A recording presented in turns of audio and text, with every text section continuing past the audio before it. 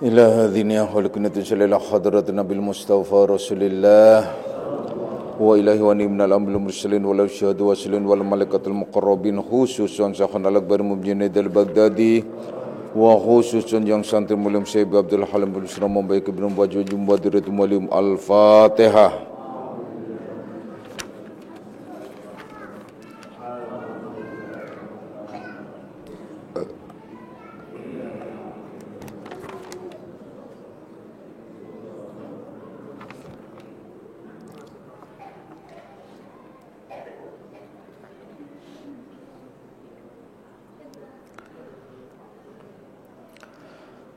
Assalamualaikum warahmatullahi wabarakatuh. Alhamdulillahilladzi karrama bani adama wastafa minhumul ulama wa akhtara minhumuz zuhada wal hukama wal kurama wa faddala minhumul arifina billahi was sifat wal asma wa azaqahum lazzatal mahabbati wa dhallahum haqiqatil asya'i minal ardi was sama.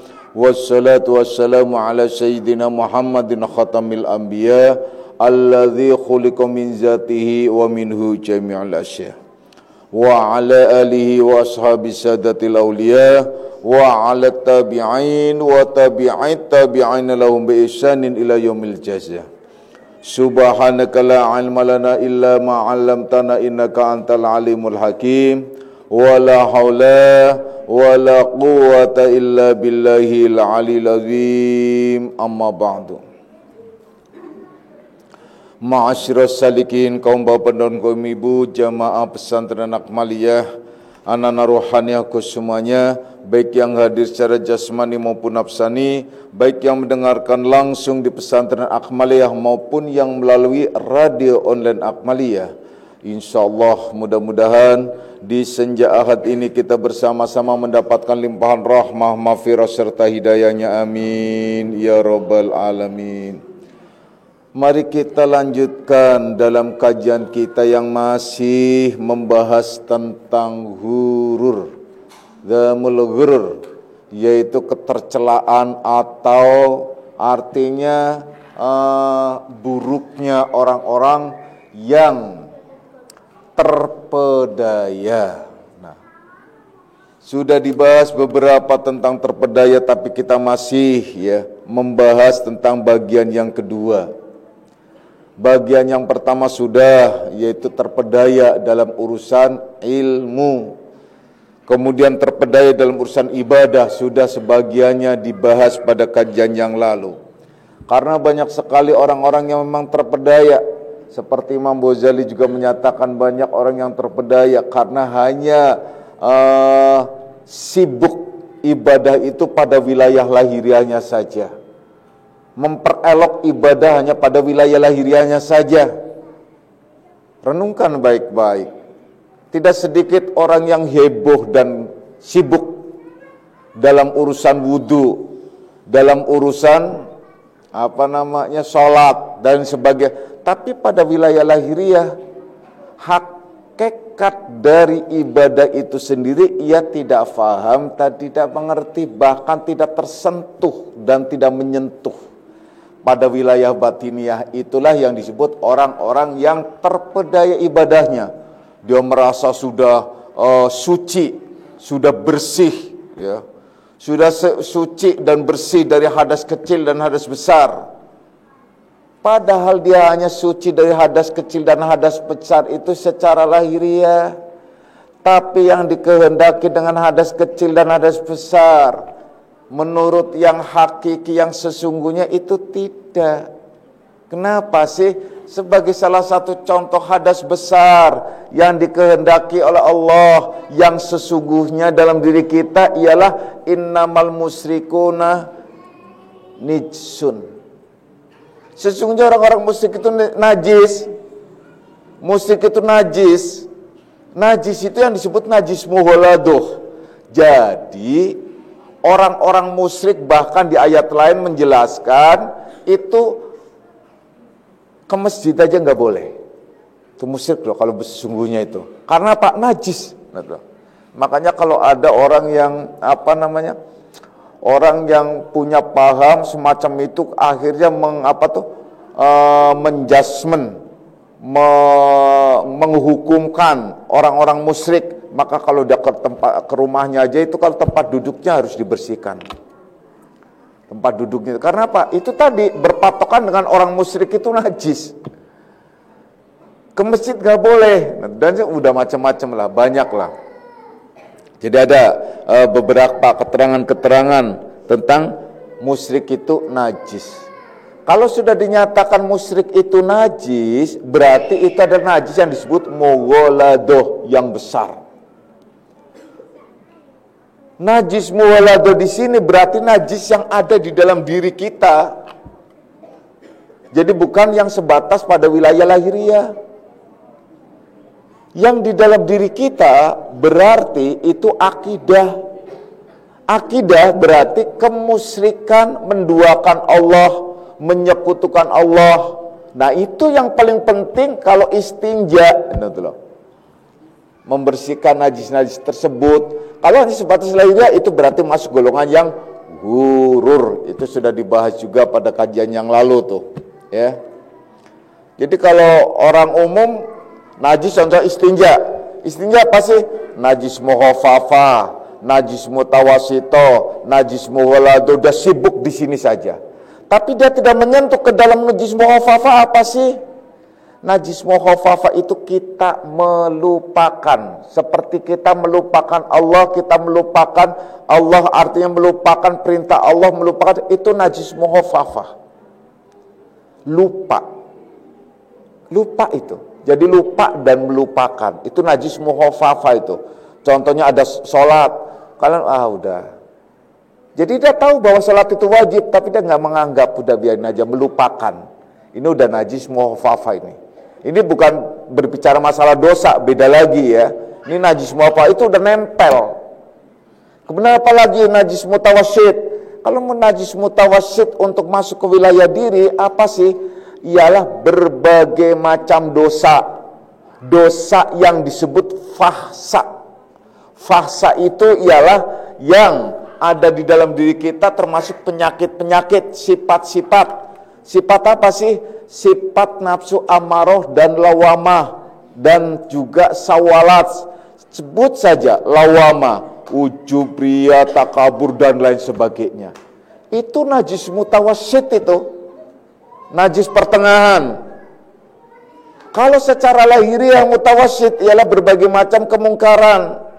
Tapi yang dikehendaki mutawassit di sini, di mana kita harus bisa menyelesaikan, mengosongkan, membersihkan hati dan jiwa kita. Nah, kemudian tadi yang disebut najis mughaladoh, najis yang pertengah, yang paling besar. Maka najis yang paling besar itu ialah syirik, akidah syirik yang ada di dalam diri kita. Nah, akidah syirik yang ada di dalam diri kita ini persoalan. Jadi najis-najis yang ada di dalam diri kita kalau tidak dibersihkan itu yang berbahaya. Dan inilah di dalam teori ilmu tasyawuf yang disebut tata caranya ialah dengan taholli, tahali, dan tajalli. Taholli itu bagaimana kita harus mengosongkan, yaitu tadi najis-najis itu diistinjakan. Kalau nggak diistinjakan, nggak bisa. Bersihkan najisnya yang dalam diri kita, nggak akan bisa wudu. Wudu yang sesungguhnya apa sih? Wudu yang sesungguhnya bukan sebatas air biasa, tapi harus pakai ma'ul barid, air penyejuk jiwa. Kaitannya dengan kembali kepada jiwa. Kalau ternyata hanya mengerti wilayah lahiriah saja, itu masuk golongan yang ghurur. Tuh, ya. Pada kajian-kajian yang lalu juga sudah dibahas ya tentang sholat, bahwa sholat itu adalah targetnya inna sholata tanha anil fahsya'i wal munkar. Sesungguhnya sholat itu dapat mencegah perbuatan keji dan mungkar. Orang yang sholat tapi tidak bisa mencegah perbuatan keji dan mungkar, itu sholatnya ghurur, terpedaya. Karena apa? Karena tidak bisa mengaplikasikan sholat dalam kehidupannya. Kan sudah dijelaskan pada kajian yang lalu sampai dipraktekkan tentang wilayah lahiriahnya.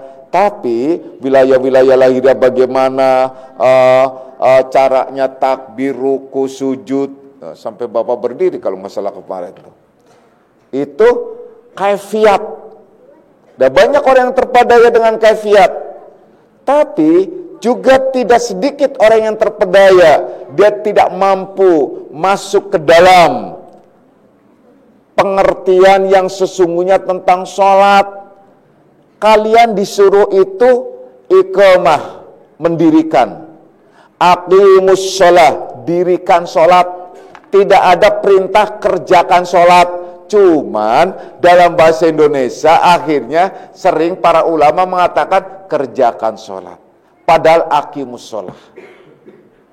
Kalau Rasulullah sallallahu alaihi wasallam menyatakan shollu kama ra'aitumuni usolli, sholatlah kamu sebagaimana engkau lihat aku sholat. Jadi iqamah sifatnya. Makanya sholat panggilan azannya dan kemudian iqamahnya adalah sholat. Jadi aqimus sholat. Perintah yang khusus aqimus sholata li zikri, dirikanlah sholat untuk mengingatku. Jadi artinya mendirikan sholat, bukan mengerjakan sholat. Orang mengerjakan sholat itu bisa banyak, tapi mendirikan sholat jarang. Nah itu mengerjakan sholat, kalian tadi mengerjakan sholat. Mendirikan sholat apa? Mendirikan sholat, sholat itu artinya hubungan. Mendirikan berarti membangun hubungan dengan siapa? Hubungan antara dirinya dengan Tuhannya. Berarti hubungannya tidak boleh berputusan. Tidak boleh putus, selalu berhubungan. Maka berhubungan di situ aqimus shalah, berarti pantas saja Allah menyatakan aqimus shalah li zikri. Dirikan sholat untuk mengingatku. Bangun hubungan itu untuk mengingat Allah. Jadi harus kita bisa membangun hubungan kita dengan Allah. Bagaimana hubungan kita dengan Allah? Makanya ada pelajaran, tata cara, sedikit demi sedikit kaifiat. Maka para masyayikh menyusun kaifiat itu disebut thariqah. Thariqah itu di dalamnya ada zikir. Zikir itu untuk melatih, membiasakan kita ingat kepada Allah. Kalau sudah terbiasa ingat kepada Allah, maka di mana saja kita akan selalu ingat kepada Allah. Zikirnya mulai la ilaha illallah, Allah, Allah, hu, dan lain sebagainya. Banyak. Jadi berbagai macam tingkatan-tingkatan zikir sesuai dengan makom dan derajatnya. Itu membangun sekaligus membersihkan jiwanya, membersihkan hatinya. Ini juga yang diisyaratkan dalam firman lain, qad aflaha man tazakka wa dzakara isma rabbih fasalla. Nah, jadi beruntunglah orang-orang yang membersihkan hati dan jiwanya dengan cara apa? Wa dzakara isma rabbih fasalla, wa dzakara isma rabbih, dengan cara berzikir, mengingat nama-nama Allah. Fasalla, kemudian ia mengadakan hubungan, yaitu membangun hubungan dengan Tuhannya. Caranya walaupun ya di mana saja, kapan saja ia ingat terhadap Allah. Dibangun hubungan itu ialah diawali dengan sholat 5 waktu. Allahu Akbar, bismillahirrahmanirrahim. Itu sudah mulai hubungan dengan Allah. Dibiasakan. Maka dia dalam kehidupan sehari-hari pun ingat kepada Allah. Karena yakin betul bahwa Allah itu menyebutkan wa huwa ma'akum aynama kuntum, dia beserta kamu di mana saja kamu berada. Jadi kalau kalian melupakan Allah, merasa kalian sendirian, Allah tidak melihat, ini berbahaya karena Allah di mana saja kalian ada di situ ada Allah. Kalau kalian sendirian maka yang lainnya itu Allah. Kalau kalian berdua ketiganya itu Allah. Kalau kalian berempat dan seterusnya itu adalah selalu dilengkapi dengan Allah. Wa huwa ma'akum aina ma kuntum. Kalau itu terbangun saja terus, tidak usah dalam arti terbangun membangunnya ingatnya seperti para arifin billah, para orang-orang yang khusus terbangun ingat semacam itu saja. Pada awal kalian kumpul dengan komunitas, pada awal kalian bekerja, pada awal kalian dengan berbagai macam. Dengan apa caranya membangun juga? Diawali dengan bismillah. Nah, sampai diajarkan, sampai ke sejauh itu loh. Sampai hadis mengatakan kullu amrin zibalun la yubda'u bi bismillah fa huwa ataqallum barakah. Jadi tiap amal apapun, tiap pekerjaan apapun yang tidak diawali dengan bismillah itu akan putus, bahkan sedikit berkahnya. Itu sampai dibangunkan cara itu. Agar apa sih? Agar kita sadar selalu hubungan dengan Allah. Selalu hubungan dengan Allah. Ada suami, enggak ada suami, ingat Allah. Di rumah atau di luar rumah ingat Allah, di mana-mana ingat Allah dan sering ingat Allah. Itulah hakikatnya orang yang sholat, yang mengadakan hubungan. Kalau sholat gak ngerti hubungan semacam itu, terpedaya. Dah, jelas tuh. Mana nggak akan mungkin mendapatkan efek dari sholat itu. Apa sih efeknya sholat? Natijatus salah. Nah, yaitu buahnya sholat, hasilnya sholat. Sudah dijelaskan oleh Allah, inna sholata tanha anil fahsya'i wal munkar. Sesungguhnya sholat itu dapat mencegah perbuatan keji dan mungkar. Tuh ya, kita lanjutkan pada rangkaian kemarin. Kemarin dijelaskan rukuknya gimana, sujudnya gimana dan sebagainya. Itu kaifiat lahiriah tuh. Dengan kita mematuhi tata cara kaifiat sholat secara lahiriah, takbirnya benar, rukuknya benar, semuanya benar. Tapi ada apa? Orang Allahu Akbar, kemudian tangannya nggak ditaruh di dada langsung, nggak taruh di dada langsung taruh dilepas begitu aja. Saya lihat di Mekah, nggak usah di Mekah, di Istiqlal saja kalau sholat itu banyak tuh di depan tuh orang-orang sana, orang-orang luar negeri, orang sana tuh. Oh Yordania atau mana-mana sanalah. Lepas saja itu sah enggak? Sah, boleh. Boleh saja. Jadi jangan kalian merasa kalian yang paling benar. Sesuai dengan Rasul, memang Rasulullah sallallahu alaihi wasallam pada saat sallu kamaratu menusalli, ada kalanya dia adalah meletakkan di dada, ada kalanya juga dia melepaskan. Itu enggak masalah. Jadi jangan kemudian kalau enggak sah itu. Nah itu orang terpedaya lagi. Jadi orang yang terpedaya kenapa? Yang tidak bisa memahami tentang ikhtilaf.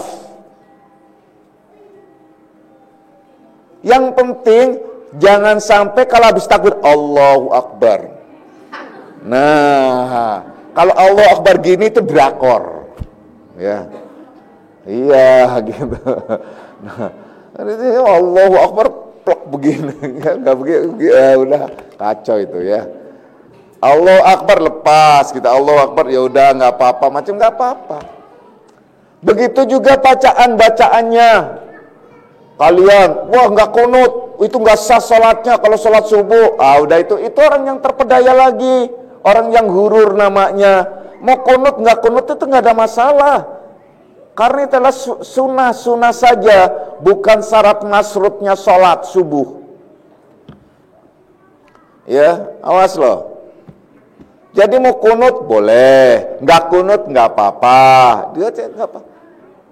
Yang menjadi persoalan yang nggak sholat subuh, ya, bukan orang yang nggak kunut atau kunut. Jadi yang kunut boleh, yang nggak kunut ya nggak apa-apa. Itu, apalagi Pada takbir Allahu Akbar langsung baca iftitah, doa iftitah boleh, nggak baca doa iftitah langsung Fatihah boleh, nah itu loh. Jadi nggak ada masalah. Tapi kalau ingin sempurna, runut yang baik, baca iftitah, aduh saya ternyata nggak bisa.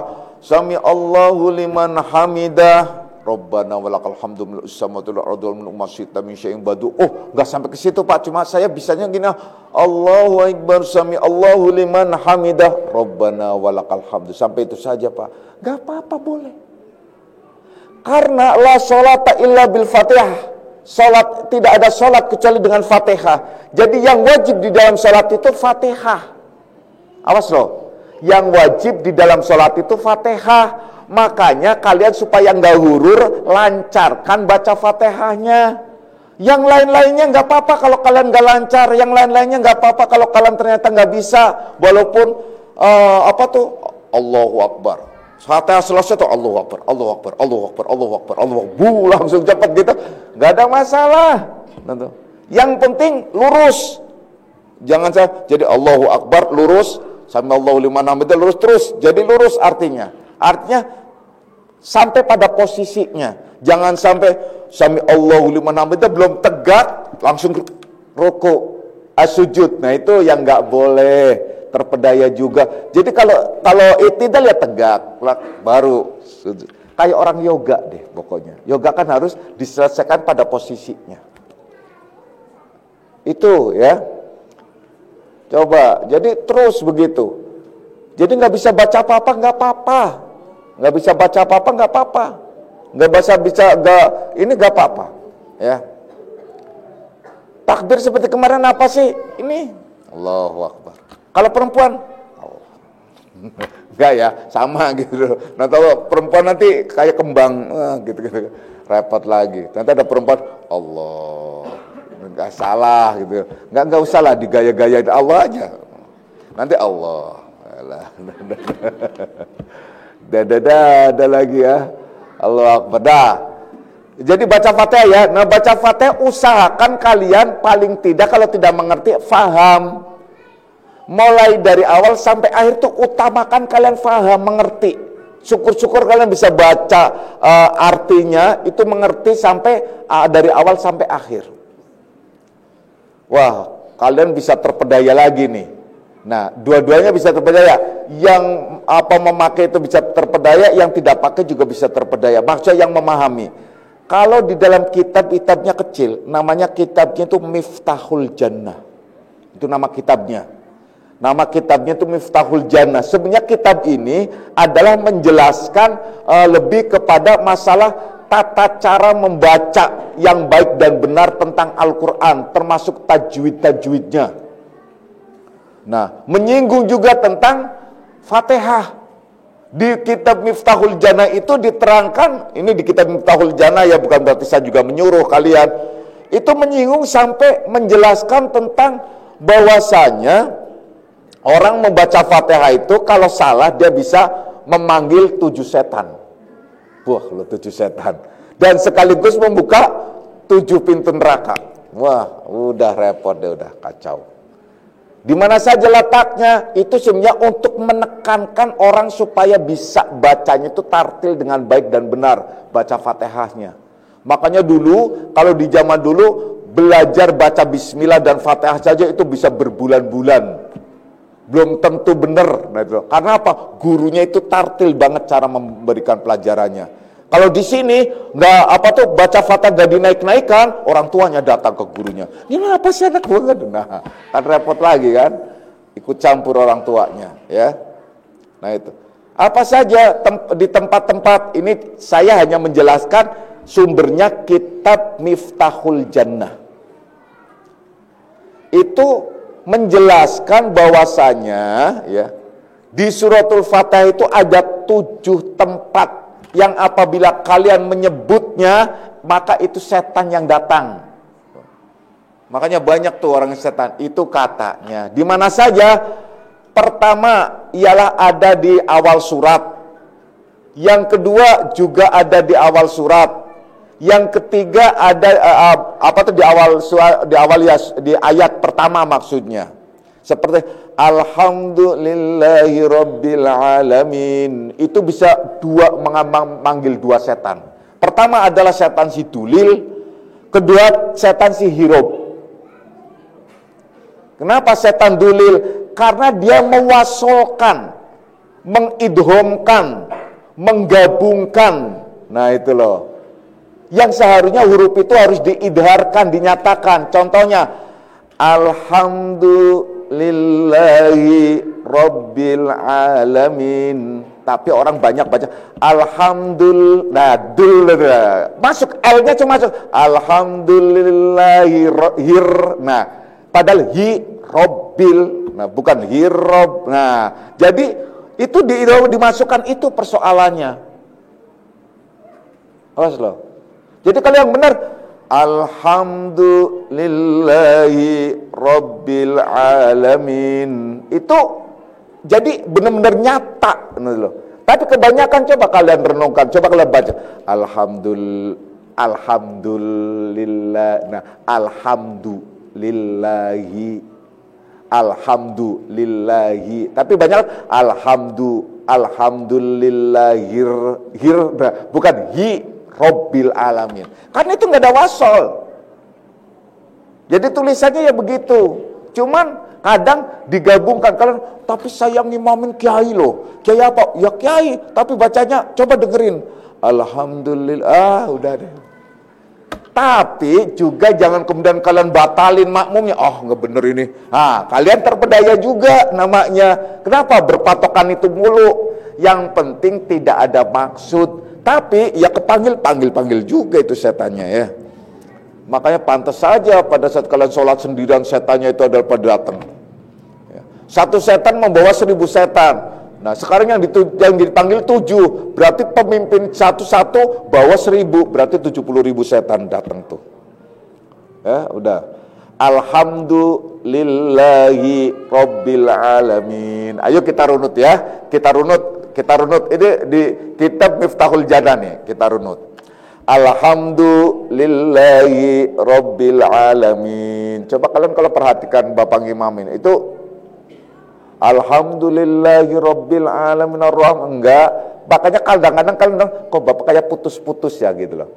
Karena menjaga juga. Nah, karena kepalang saya membaca kitab itu, akhirnya kepalang juga saya harus menjaga. Kecuali kalau saya belum tahu, itu nggak ada masalah. Betul. Nah, menjaga. Alhamdulillahi rabbil alamin. Ar-Rahmanir Rahim, nggak ada tuh. Ya, di ayat kedua nggak ada. Nah, ayat ketiga ada. Maliki yaumiddin. Di mana? Setannya namanya setan kiyau. Setan kiyau. Kenapa? Karena di situ orang banyak mewasolkan lagi, menggabungkan lagi, mengidhomkan lagi. Nah, itu. Maliki yaumiddin. Yang benar tuh, Maliki yaumiddin, bukan Maliki yau. Nah, kiyau. Jadi ya-nya udah masuk duluan. Nah, itu loh. Jadi harusnya itu idhar jelas. Maliki yaumiddin, bukan maliki yau. Nah, kiyau makanya disebut setan kiyau itu. Nah, datang ya. Mana lagi? Nah, terus kemudian iyyaka maliki yaumiddin, iyyaka na'budu wa iyyaka nasta'in. Itu setan di situ namanya setan kanak sama kanas namanya. Yaitu kenapa? Yaitu pada saat menyebutkan kafnya itu bukan disebutkan dengan kaf muhotobah, tapi menjadi kaf harfu jarin, yang artinya seperti, jadi seolah-olah itu gabung. Iyyaka na'budu, bukan iyyakan. Nah, iyyakan. Nah, itu kan bukan ka. Kan na'budu wa iyyakan nas. Nah, makanya ada setan kanas sama setan kanak. Itu dalam kitab Miftahul Jannah itu. Tuh udah berapa tuh? Udah 5 tuh. Ya kan? Udah 5 tuh. Makanya kalau baca iyyaka na'budu, Kalian kan suka dengar kalau Bapak baca tuh kadang-kadang iyyaka na'budu wa iyyaka nasta'in. Jadi kafnya itu benar-benar kaf mukhatabah. Artinya maknanya engkau.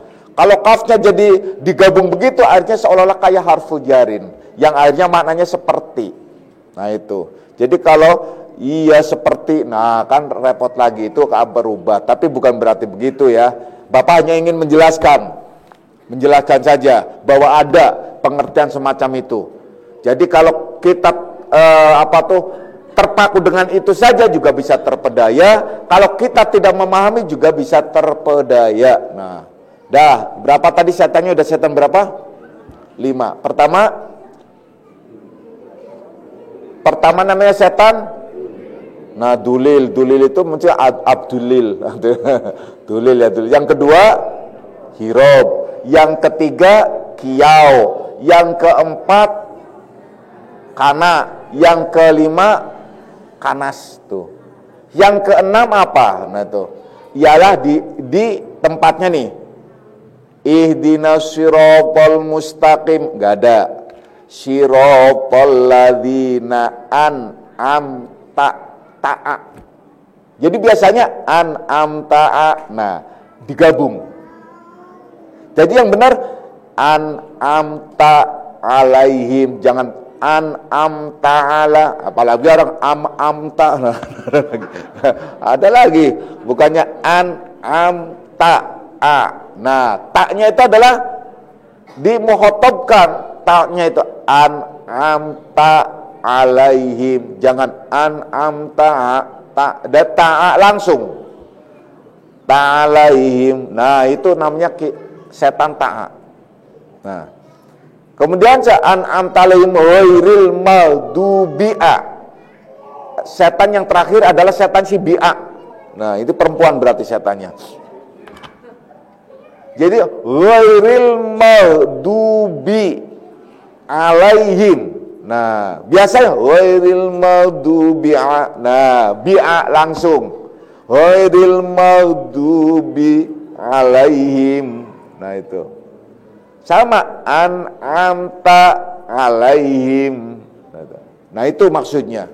Nah, itu. Jadi kalau dibaca alhamdulillahi rabbil alamin arrahmanir rahim maliki yaumiddin iyyaka na'budu wa iyyaka nasta'in ihdinas siratal mustaqim siratal ladzina an'amta 'alaihim ghairil maghdubi 'alaihim waladdallin. Itu yang benar.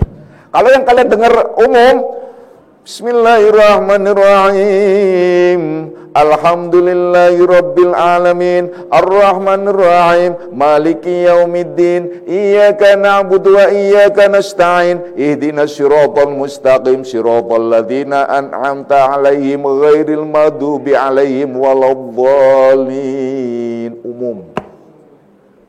Itu ketemu semua tuh. 7 setan itu ketemu semua. Karena apa? Digabung-gabung semua. Tapi kelihatannya bagus, apalagi dinadakannya bagus. Wah udah. Tapi menurut kitab Miftahul Jannah itu manggil 7 setan. Nah itu. Dah. Kalau nggak ingin manggil 7 setan, ya udah bacanya. Tapi juga nggak harus dipotong-potong. Nanti kalian baca alhamdulillahi rabbil alamin. Repot lagi kan? Nggak boleh juga ya. Ya tetap gak boleh bernafas ya. Nah kita gak akan bahas terlalu jauh ke sana. Nah kemudian orang yang was-was di dalam sholatnya itu seperti ya yang telah dijelaskan pada kajian yang lalu pada saat dia takbiratul ihram. Nah kemudian juga mereka juga dijelaskan di sini ialah orang yang was-was di dalam mengulang-ulang bacaan Fatihahnya dan was-was ia di dalam membanyakkan makhraj huruf ya. Bacaannya itu tiada ia bersungguh-sungguh membaikinya syarat yang batin yang di dalam sholatnya itu. Padahal ia sesungguhnya tidak melakukan atau tidak hendak keluar daripada bacaan itu sendiri. Maksudnya begini, banyak orang yang terpedaya hanya sekedar memperbaiki bacaan-bacaannya tersebut, tapi dia tidak memahami, mengerti apa yang dibaca itu. Loh. Makhrajnya segala macam. Contoh yang paling sederhana, nggak ada masalah kalau kalian makmum terhadap orang, sementara orang itu ialah imamnya datangnya dari daerah Kebumen, Banyuwangi sana, sumpamanya Kebumen, daerah Kebumen, Purworejo, Purwokerto dan lain sebagainya sana itu, wetat sana itu. Itu biasanya, nggak usah orang biasa, kiainya sendiri, itu kalau menyebutkan A itu enggak. Alhamdulillahirabbil alamin gitu. Itu enggak itu. Jadi alhamdulillahirabbil alamin, enggak apa-apa. Sah enggak? Sah. Masih mending alhamdu. Nah, makanya tuh. Haknya jadi ka. Tapi biasanya kalau sudah baca ayat, khusus kiai-kiai itu kalau sudah baca ayat itu benar. Pas, artinya makhraj dan tajwidnya itu benar. Artinya dia itu ada tidak pakai nga, itu tidak. Cuman kalau dengan bahasa atau sedang berbicara, sedang diskusi, sedang sedang ceramah segala macam, itu kalau dalam bahasa biasa itu jadi nga gitu loh. Ka dan tuh, ha jadi ka itu sudah biasa dan itu dimaklumi, nggak apa-apa. Jadi nggak boleh kita juga protes karena ini masalahnya dialek, gitu loh. Dialek kita adalah dialek lidah, itu nggak ada masalah. Jadi walaupun alhamdulillahirabbil alamin, alhamdulillah, iya nggak apa-apa. Walaupun yang sebenarnya makhrajnya alhamdulillahirabbil alamin. Tapi kalau dibaca alhamdulillahirabbil alamin nggak apa-apa. Kalau memang dia asli dialeknya, ada dialek memang begitu, lidahnya memang begitu, idealnya sih harusnya sesuai dengan itu. Sama jangankan Indonesia, orang di Arab Badui juga banyak yang bahasanya bahasa lebih ke dialeknya, tenggorokannya seperti rin, re, gue, itu bisa aja. Gairil madubi, gak benar-benar itu terjadi banyak itu, ya. Jadi gak ada masalah. Jadi jangan terpedaya dengan hal-hal yang semacam itu. Jadi ucapan huruf-huruf itu, yang terpenting ialah bagaimana kalian faham, mengerti apa yang dibaca supaya tidak mabuk. Kalau kalian dibaca kemudian gak mengerti artinya, ini terpedaya lagi, ya. Ini terpedaya lagi. Banyak orang menata, benar-benar menata tentang tajwidnya, makhrajnya, tapi dia tidak mengerti artinya, percuma juga, terpedaya. Pada saat dia baca Al-Fatihah sampai akhir, dia nggak ngerti. Makanya Bapak jelaskan tadi, tolong kalian untuk mengerti apa yang dibaca. Paling tidak Fatihahnya. Karena tidak sah sholat seseorang kecuali ada di dalamnya Fatihah, membaca Fatihah. Walaupun yang lainnya tidak dibaca sekalipun tetap sah, yang penting Fatihah. Lah kalau semuanya sholat nggak bisa baca Fatihah gimana Pak? Harus makmum. Kalau jadi makmum diem aja nggak baca apa-apa, sah. Kenapa? Karena dia akan mengikuti imam yang bertanggung jawab, menyatu pada imam. Jadi kalau orang yang merasa dirinya adalah tidak fasih, merasa dirinya tidak bisa benar di dalam bacaan sholatnya, maka rajinlah untuk berjamaah sholatnya hingga mengikuti imamnya. Kalau sholat berjamaah salah atau tidak salah tetap dapat 27. Tapi kalau sholat sendirian satu juga diragukan. Nah itu, ya. Nah udah. Jadi begitu di sini diterangkan. Kemudian setelah paham ya sholat itu semacam itu, kemudian juga ada penjelasan bahwasanya orang juga banyak yang terpedaya, yaitu orang yang melaksanakan atau mengerjakan puasa. Yaitu apa orang yang terpedaya melaksanakan puasa? Yang tidak bisa menjaga lidahnya pada saat puasa. Nah itu sama seperti sholat, nggak bisa dia mengaplikasikan sholatnya dalam kehidupan, itu terpedaya. Nah sekarang orang yang puasa tapi dia tidak bisa menjaga lidahnya dari puasa itu juga terpedaya puasanya. Jadi sia-sia akhirnya. Makanya disebutkan ada hadis yang menyatakan kam so'imin laisa lahu min sami ilal ju' wal atas. Berapa banyak orang yang puasa tapi dia tidak mendapatkan apa-apa kecuali lapar dan dahaga. Kenapa? Karena itu terpedaya. Makanya kita memahami ibadah itu tidak sebatas pada ritualnya saja, kaifiat lahiriahnya saja, tapi harus kedalaman maksud daripada ibadah itu agar tidak terpedaya. Kalau hanya sekedar sholat jengkang-jengking begitu banyak bisa. Kalau hanya sekedar puasa menahan lapar dan dahaga semua bisa. Cucu saya itulah sudah terbiasa umur 4 tahun, kalau sudah umur 4 tahun dia puasa full langsung. Jadi nggak ada istilah separuh-separuh. Saya mengajarkan anak saya dan cucu-cucu saya nggak ada istilah puasa itu separuh-separuh dulu sedikit demi sedikit, nggak ada. Selesai. Memang pertamanya sih jungkir balik seumpamanya sehari, hanya sehari, hari kedua enggak. Ayah contohnya, ayah udah 2 tahun, sekarang umur 6 tahun, dia udah 2 tahun. Yang lalu itu adalah sudah puasa, full puasa. Walaupun pada tahapan pertama, dia bawa-bawa kue mulu. Kemana-mana, ya bawa-bawa kue, ayah ya, bawa-bawa kue. Tapi kemarin full lagi. Jadi waktu tahun yang lalu, bukan tahun kemarin ya, tahun yang lalu full, pertama.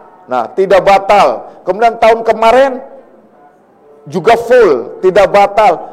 Itu umur-umur segitu itu adalah, kalau kalian ada lagi salikin umur udah 7 tahun, udah sekolah, udah 8 tahun, bahkan 10 tahun, puasanya juga masih separuh hari. Kenapa sih kalian kalah dengan anak gitu loh?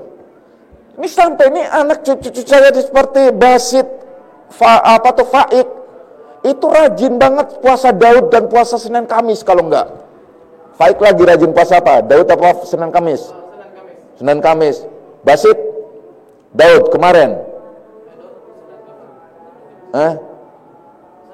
Senin Kamis Daud itu udah terbiasa ini loh. Dan kalau ditahan dilarang, emaknya Hima cuma melarang jangan puasa Daud dulu waktu kemarin, dia malah nangis. Jadi akhirnya jadi hobi gitu loh. Padahal sampai gurunya negur yang di sana ke ibunya, kasihan itu jangan puasa soalnya dia jamnya atau harinya pelajari hari olahraga, tapi anaknya nggak mau, tetap seger dia olahraga sekalipun di sekolah. Jadi akhirnya sudah kebiasaan jadi hobi gitu loh. Nah kalian punya anak udah gede, puasanya masih, nah itu kan contoh. Jadi kembali lagi kebiasaan didikan dari awal. Jadi didik awal itu. Jadi saya mulai didik anak-anak saya dulu itu mulai dari pokoknya sudah ngerti puasa tahu nggak? Tahu. Puasa menahan diri ini nggak makan minum, iya tahu. Itu umur 4 tahun puasa. Nggak ada istilah. Adapun dia nanti sedimatan macam enggak, tapi biasanya adalah enggak. Walaupun seumpamanya dia mau curi-curi, biasa enggak. Kalau dia tekan pasti dia ngaku. Itu contoh semacam itu. Ya, udah jelas tuh. Jadi puasa itu harus dibiasakan karena puasa adalah membangun jiwa. Kalau hanya puasa tidak bisa membangun jiwa, persoalan. Karena puasa itu adalah membangun, pertama ialah kejujuran dalam diri. Karena kalian mau mengatakan puasa atau enggak puasa, kalau kalian sedang tidak puasa mengatakan puasa di hadapan orang banyak, tahu. Orang itu tahu bahwa kalian puasa, walaupun kalian bohong. Artinya bohong terhadap orang bisa, tapi bohong terhadap Allah tidak. Jadi kalau kalian di rumah nggak puasa, kemudian keluar bilang puasa, itu bisa, gitu ya. Itu bisa semua orang percaya, nah ya. Nah itu, nah yang paling utama puasa itu harus bisa menjaga mulutnya, karena yang dijaga puasa itu mulut utamanya, supaya jangan makan minum, dipelihara, dan dipelihara dari berbagai macam sifat-sifat yang batiniah, yang majmumah, seperti ujub, riya, takabur, dan lain sebagainya. Dan begitu juga orang yang terpedaya dalam ibadahnya, ialah ibadah contohnya zakat, puasa, setelah puasa zakat. Zakat dia, hitung-hitungan banget. Zakat itu minimal 2,5%, karena 1/40 ya hitungannya. 1/40 atau dari hitungan sampai ke 200 dirham perak contoh. Itu 1/4, 2,5 itu minimal. Kalau saya menganjurkan untuk kalian semua supaya tidak termasuk golongan orang-orang yang pelit, karena minimal itu sepelit-pelit orang Islam, silakan kalian minimal 10% dari rezeki kalian yang Allah berikan. Wa anfiqu mimma razaqnakum.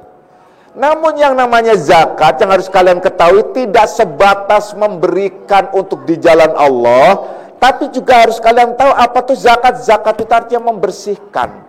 Membersihkan harta benda kalian yang kalian terima. Itu wajib. Kalian ngaji, nggak ngaji wajib. Kalian di Akmalia, nggak di Akmalia wajib. Cuman kalau kalian ngaji di Akmalia, Akmalia ini adalah satu wadah media untuk kita menuju kepada Allah, untuk umat, untuk semuanya. Maka dibangun bersama-sama oleh umat Islam, maka tidak lain ialah boleh menggunakan yang disebut zakat-zakat tersebut. Maka layaklah bagi salikin salika Akmal itu zakatnya ditempatkan di Akmalia. Kalau dia ngaji di Akmalia zakatnya di tempat lain, ini juga kan aneh gitu. Kenapa? Karena kita sama-sama membangun, kita sama-sama ini adalah media, kita sama-sama ini dijadikan apa sih lahan untuk ibadah kita bersama-sama, gitu loh. Itu saja. Tapi walaupun tidak salah kalian mau zakat di mana saja, cuman eloknya itu kalau kalian ngaji di tempat mana saja atau kalian belajar di mana saja, di tempat itulah kalian bangun salurkan zakatnya dan sebagainya. Itu lebih penting, lebih utama. Ya, dah jelas. Kita lanjutkan lagi. Kemudian zakat itu tidak sebatas membersihkan harta benda, juga harus bisa membersihkan hati kita dari apa sih riya. Nah, akan terpedaya kalau orang zakatnya itu adalah ingin diketahui. Nggak penting orang lain tahu, nggak penting. Yang penting ialah Allah yang tahu. Begitu juga haji, umroh, ibadah yang paling tipis itu ialah tipis dengan syirik, tipis dengan riya, ialah haji dan umroh. Insya Allah kita akan lanjutkan bahagian yang ketiga. Ini sudah yang terakhir, akan Bapak singgung lagi tentang hajinya saya, tapi akan dilanjutkan kepada bahagian yang ketiga, ialah orang-orang yang ahli tasyawuf. Ya, dah, kan udah denger azan. A'udzubillahi minasyaitonirrajim. Bismillahirrahmanirrahim. Raditu billahi rabbil alamin Muhammadin nabiyya. Raditu billahi rabbil alamin Muhammadin nabiyya. Raditu billahi rabban wa bil islami dinan wa bi Muhammadin nabiyya. Asyhadu an la ilaha illallah wa asyhadu anna Muhammadar Rasulullah. Hadanallahu ikum ajma'in wa lafu minkum. Wassalamualaikum warahmatullahi wabarakatuh.